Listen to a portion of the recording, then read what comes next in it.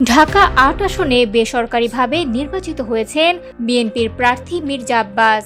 বৃহস্পতিবার ১২ ফেব্রুয়ারি রাতে ঘোষিত বেসরকারি ফলাফলে এ তথ্য জানা যায়। ঘোষিত ফলাফল অনুযায়ী মির্জা আব্বাস পেয়েছেন মোট ৫৭,০৯২ ভোট।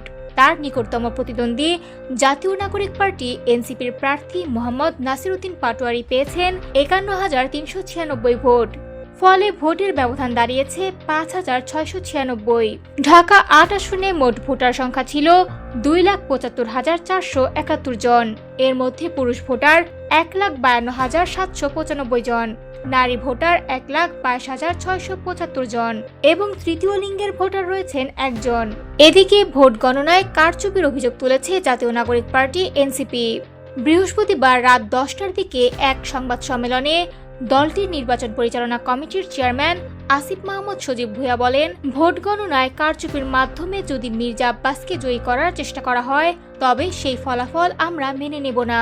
তিনি আরও অভিযোগ করেন, ভোট গণনার সময় মির্জা আব্বাসের স্ত্রী আফরোজা আব্বাস উপস্থিত থেকে তদারকি করছেন। প্রশ্ন তুলে তিনি বলেন, তিনি কি প্রিজাইডিং অফিসার নাকি রিটার্নিং অফিসার আমরা জানি না। অন্যদিকে ফলাফল পাল্টে দেওয়ার আশঙ্কা প্রকাশ করে রাত ১১টার দিকে রিটার্নিং অফিসারের কার্যালয়ে যান আফরোজা আব্বাস। ঢাকা ৮ আসনের এই ফলাফল ও অভিযোগ পাল্টা অভিযোগ ঘিরে রাজনৈতিক অঙ্গনে তৈরি হয়েছে নতুন আলোচনা।